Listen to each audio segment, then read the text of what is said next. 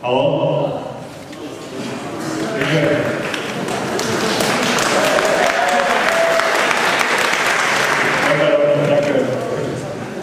Zdravím pedagógov, čaute školáci. Koho z vás baví, čomu sa v škole venuje? Nikto? Počkaj, dva, tri. No čakal som, že toto bolo lepšie, ale podobne ako pozvolenie. Koho to aspoň neobťažuje?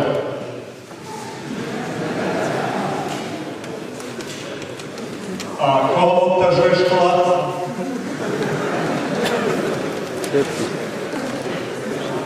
No dobre, škoda, že väčšinu obťažuje, ktorí sa neviadia. A teraz rozmýšľajte nad vysokou.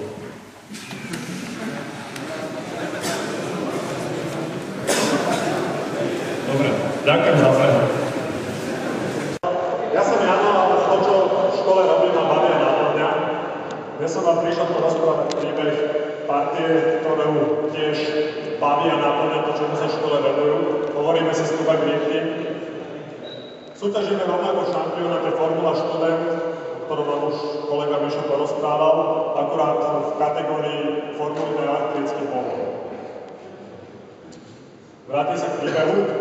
Všetko začalo asi pred 5 rokmi v hlavách troch obyčajných študentov, ktorí mali silnú túžbu seba realizovať sa, niečo tvoriť a dozvedeli sa jedného dňa o tom, že Formula Študent vôbec existuje. Tak sa pýtali sami seba, či by dokázali niečo podobné navrhnúť, skonštruovať a nezostalo tam pri otázkach, stiahli si programy, ktoré potrebovali, naučili sa v nich robiť, postupne tvorili, zadali si to ako práce, zadania do školy, niektorí bakalárti. Ako tak na to robili, čisto len preto, že ich to baví, začali snívať o tom, že sa zúčastnia predtým.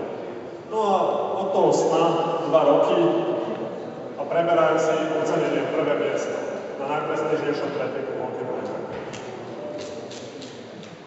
Vychutnávajú si uznanie kolegov študákov z celého sveta. 2500 členov týmu. A to najdôležitejšie umožnili aj následovníkom, teda aj mne, za čo som im vďačný, ďalej robiť to, čo ich baví a naplňa. A týmto celým som vám chcel povedať asi toľko. Robte, čo vás baví a naplňa. Robte to jednoducho, že vás to baví, neriešte, či sa tie poživíte alebo ako. Chcete v tom byť najlepší a budete prekvapení, kam vás to o rok, o 2 po škole donesie.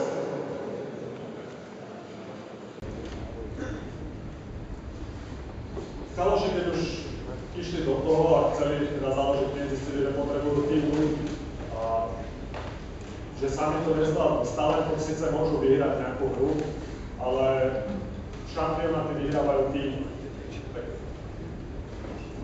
A s tým nejde len partia ľudí s rovnakými tričkami. Treba sa naučiť spolupracovať. Ukážem vám, ako to my robíme, ako sa učíme spolupracovať.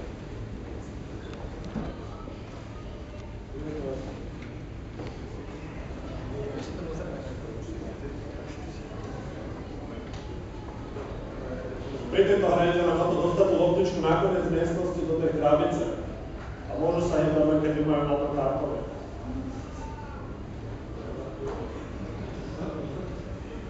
Toto je partia, nová partia v sezóne 2012, druhé stretnutie vôbec. Môžeme sa porozprávať o tom, čo sme tam videli, ale skôr nevideli. Nebola tam žiadna komunikácia, žiadna koordinácia, prietili sa jeden druhému motory a tak ďalej a tak ďalej. No ale ako som povedal, treba sa to naučiť, spolupracovať, keď sme sa nevzdali. 5 pokusov neskôr.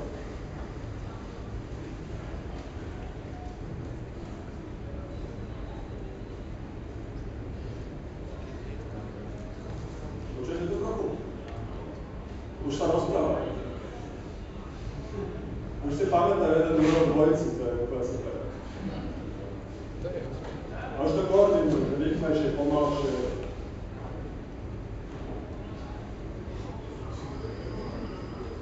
To sa robí týmová práca.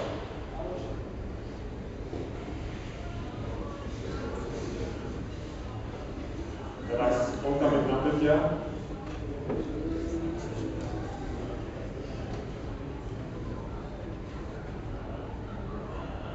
Hey!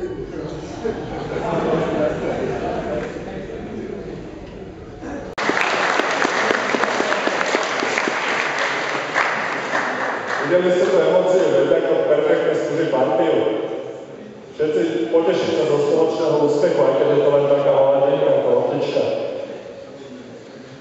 Dobre, týmto celým som chcel povedať, učte sa spolupracovať. Keď máte teraz možnosť zapojiť sa do nejakej zimovej práce alebo do nejakého akéhokoľvek tímu, učte sa to, lebo potom, keď sa to už teraz naučíte v živote, keď dojdete do akéhokoľvek kolektívu, do zamestnania a budete hneď tímoví hráči, okamžite sa s vami bude perfektne spolupracovať a pôjdete hore.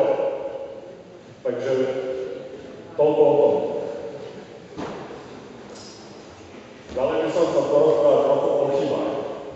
Systém nás učí, že chyby sú zlé, kto sa s tým stotožňuje. Sú chyby zlé? No, počkaj, pár hore.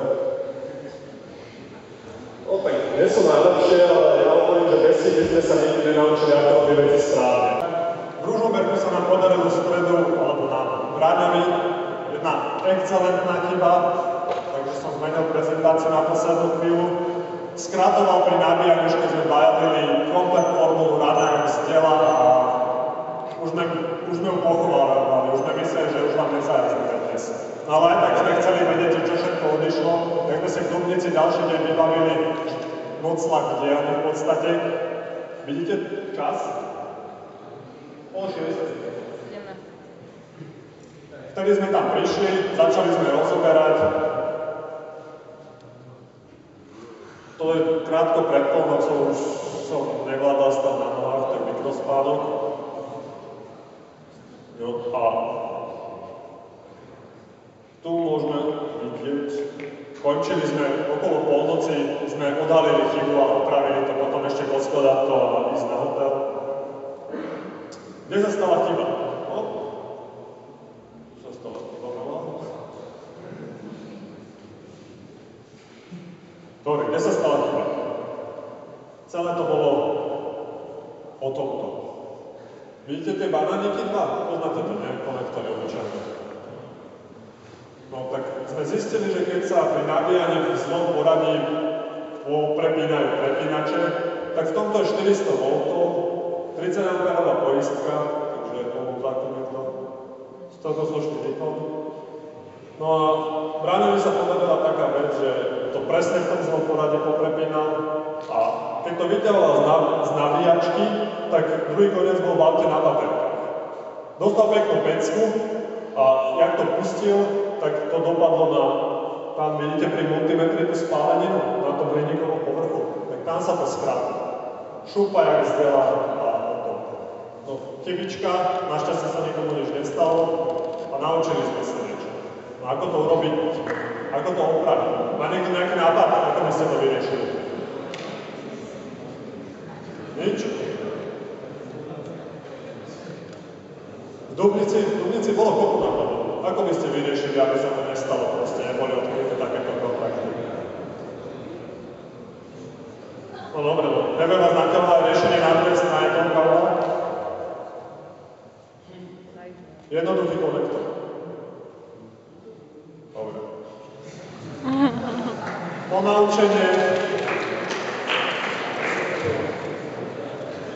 Alebo ponaučenie. To podstatné. Nebojte sa chýb, bez nich sa nenaučíte, ako robiť veci správne. Pri vzdelávacom procese to platí ešte dvakrát toľko, vo vede a výskume miliónkrát toľko. Dobre, viete, tisíce zlých pokusov, jeden dobrý a máme žiadny. Takže nebojte sa chybovať, aj keď systém nie vždy učí to. My keby sme neurobili tie chyby, nikdy by sme sa nepotešili z tohto pohľadu. A tam není námraza.